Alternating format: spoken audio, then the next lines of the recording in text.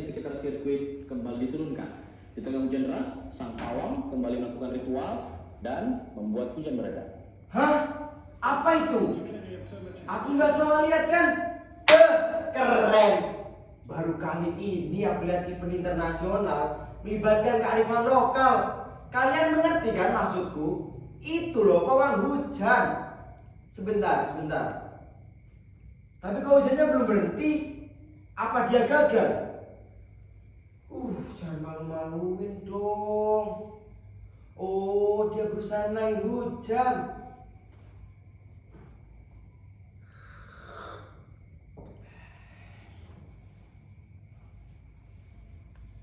Apa kalian pernah melihat pawang hujan beraksi? Atau mendengar banyak cara mereka mengelola wanita? Katanya kita tidak boleh mandi saat hujan dan harus melemparkan celana dalam kita ke atas genteng supaya hujan tidak turun. Bawang merah dan cabai juga bisa jadi perantara dengan cara ditusukkan ke tusuk sate lalu ditancapkan ke tanah atau media lainnya. Tapi kan itu melawan Gusti Allah. Wak Jamil di kampungku paling keras teriak kalau urusan begini.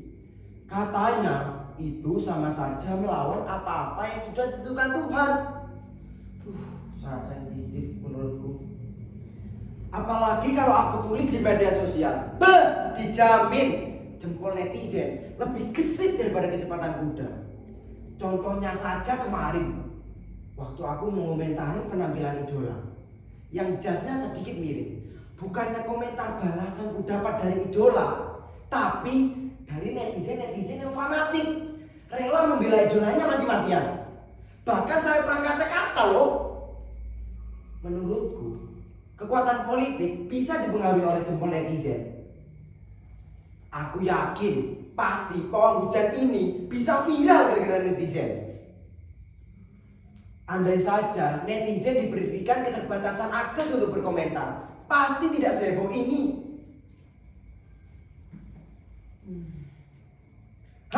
Aku ingat lagi. Bukannya menghentikan hujan, malah sebaliknya. Dulu di kampung nenekku, kemarau betah sekali menyambangi. Penduduk desa yang sudah mulai gelisah dengan cuaca panas, persediaan makanan yang sudah mulai menipis, serta ladang dan sawah mulai kekeringan. Kata nenekku, akan diadakan upacara jika keadaan terus-terusan seperti ini. Masyarakat di sana yang mayoritas petani menggantungkan pendapatan mereka dari hasil tani.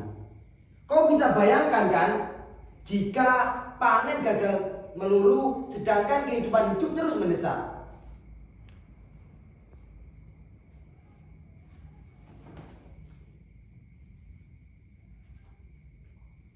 Sejak dulu upacara selalu mendatangkan cincowong. Harus ada boneka itu sebagai perantara mendatangkan hujan. Ritual itu dimulai oleh Natasi, leluhur desa ini yang gagal menemukan mata air dan mengajak masyarakat untuk melakukan tirakat, tidak makan dan tidak minum selama 3 hari.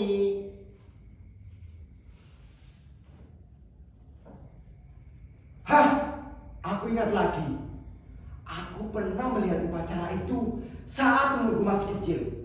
Aku tidak mengerti apa yang mereka lakukan. Untuk anak seumuranku, boneka cincong tampak seram.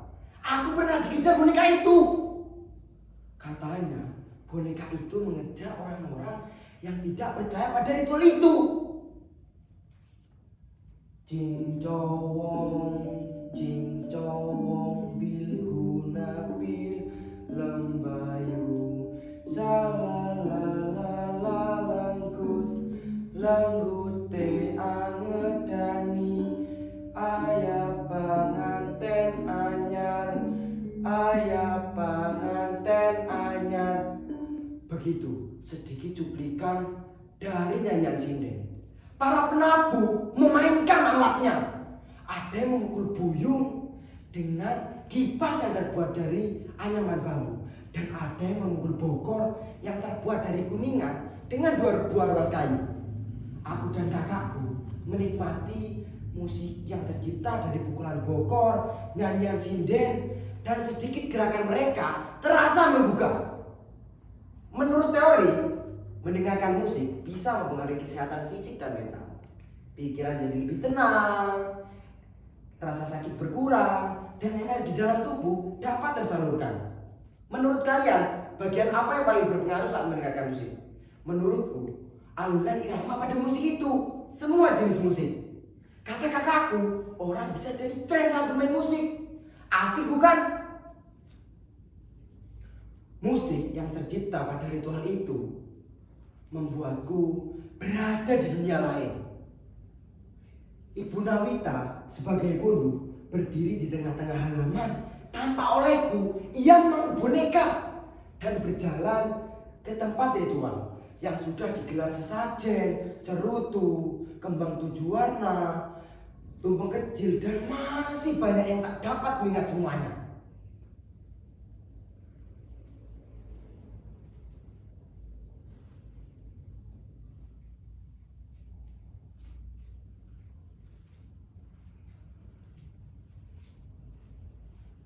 Begitu kira-kira gerakan Ibu Nawita.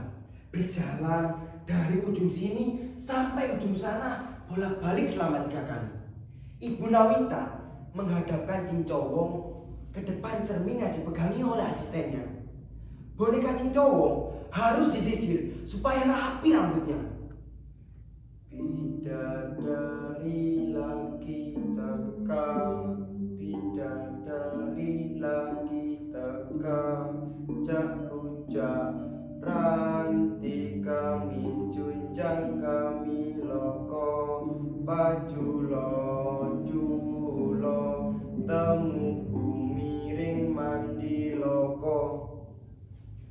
Lagu selesai dikumandangkan oleh sinden. Boneka Cincowong mulai bergerak, lama-lama tak beraturan. Aku yang menikmati upacara itu tiba-tiba terheran-heran. Katanya roh leluhur pada saat itu memasuki boneka itu. Aku tidak percaya.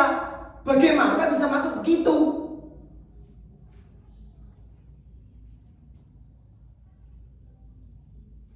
Apa?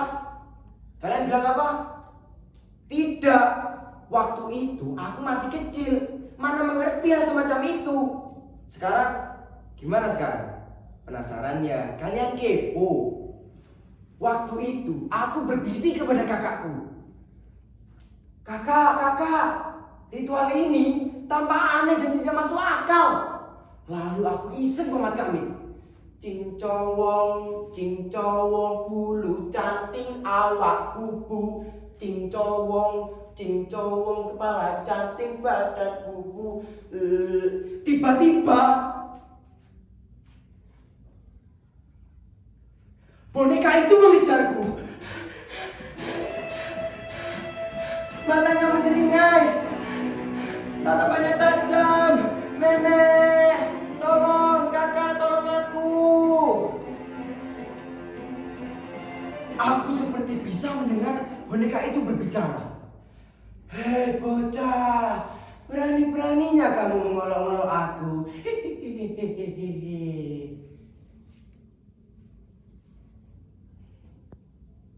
Aku merapatkan badanku ke kakakku.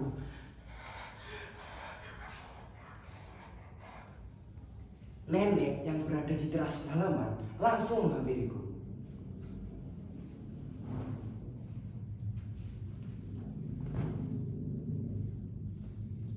Kamu bicara apa tadi? Percaya, kamu harus percaya. Kamu tidak boleh mengolok-olok boneka itu.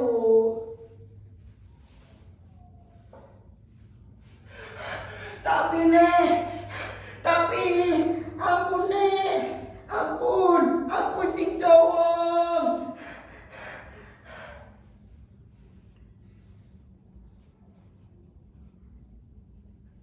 Ibu Nawita dan asistennya kembali memegangi boneka itu. Kepalanya yang terbuat dari batok kelapa yang sudah dilukis cantik. Badannya dipasangkan baju berwarna kuning dan dililit sabu berwarna putih. Di lehernya dikalungkan kalung yang terbuat dari Kamboja.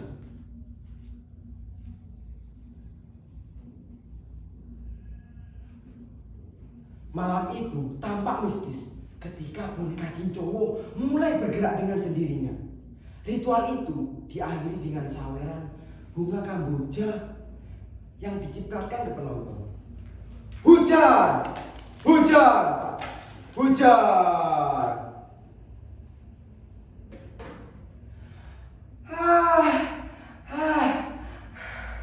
Untung aku tadi segera ditolong. Aku tidak bisa bayangkan bagaimana boneka itu terus mengejarku.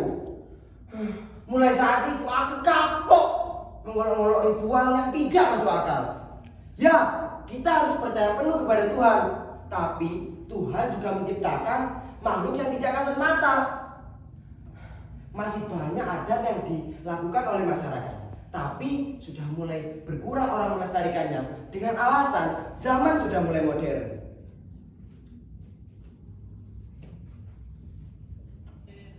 Tentara tampak membawa wadah seperti baskom berwarna emas dan menggunakan helm putih. Kita kembali di perempuan di televisi ini. Lihat pokok itu. Singing bowl juga bisa jadi perantara untuk bermeditasi dan terapi pengobatan. Aku pernah bermeditasi dengan singing bowl. Bukannya meminta hujan dengan boneka Cincowo seperti Bu Nawita, tapi wanita ini meminta agar hujan berhenti.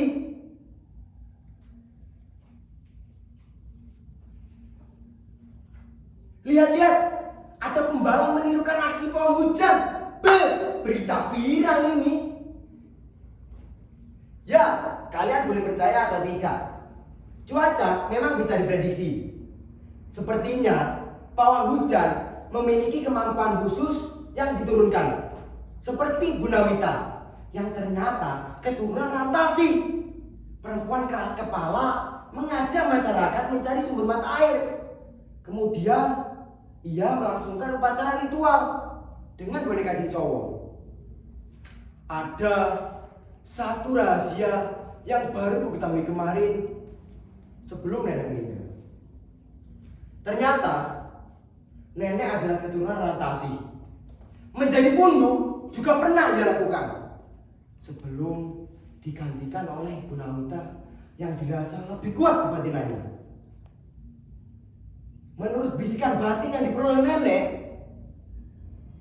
tahun depan aku yang akan menggantikan Ibu Nawita sebagai pundu.